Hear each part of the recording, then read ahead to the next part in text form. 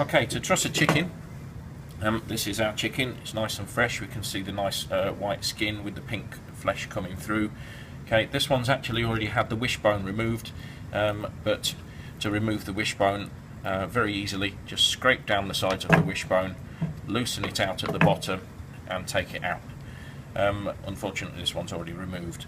To truss the chicken, and the idea for trussing the chicken is to actually keep the chicken as one solid piece as it's roasting, so it cooks evenly, because if I was to put it in the oven like that, the wings would be burnt and the legs would be dry by the time the thicker part is cooked. So just to come to truss this chicken, the first thing to do is to turn the chicken onto its breasts with the legs facing away from you. We've got three little sections to the wing. We've got the wing tip, the aileron, and the little elbow joint, as we call it, that attaches to the breast.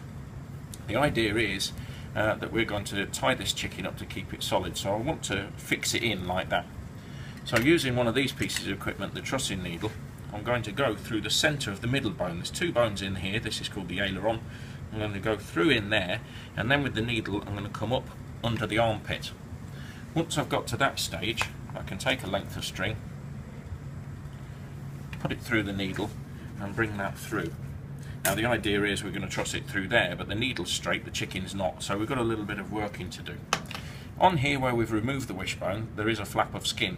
What I'm going to do is just twist through this flap of skin a little bit and put the needle through it. I'm going to try to just protect it as it's cooking.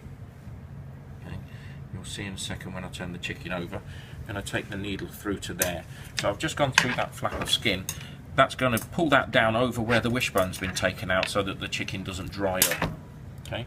Now I need to do the opposite this side.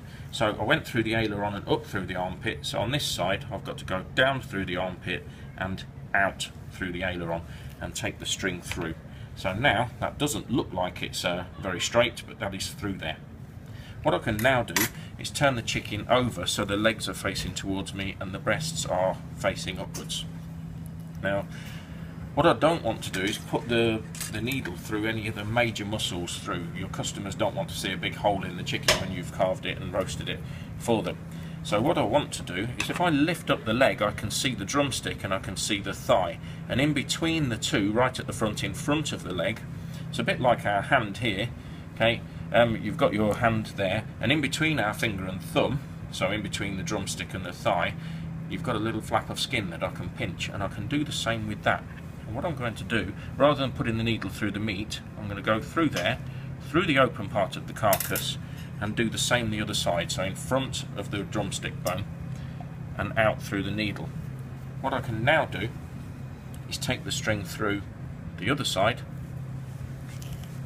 Okay, I'm an idiot, I've done it from the wrong way. So in through here, in through there, and through with the string, so that both ends of the string are now on the same side of the bird. Okay, this is where I need to tie it. If I just put a single knot in and pull it tight, you can see how it pulls it up, but as soon as I release the pressure it comes loose again. So the best way to do this is to loop it over twice. That way it's not going to hold forever, but it will hold secure enough for me to be able to get the second knot into the chicken. Okay, that's going to pull it in nice and tight as to one piece of meat. I'm going to cut this off, but I'm deliberately leaving these pieces of string a little bit longer. I'll tell you why in a few minutes. Now all we've got to do is tie in the front with the legs. Two ways of doing it. We've got this little bit which holds the tail feathers, that's called the parson's nose. With the centre of your string, if I go over, round and under, okay, it's quite easy to then cross over the strings before the legs, and I'm going to be able to tie this the same way. But if I tie it like that, again it's going to come loose. So let's do that double loop over knot.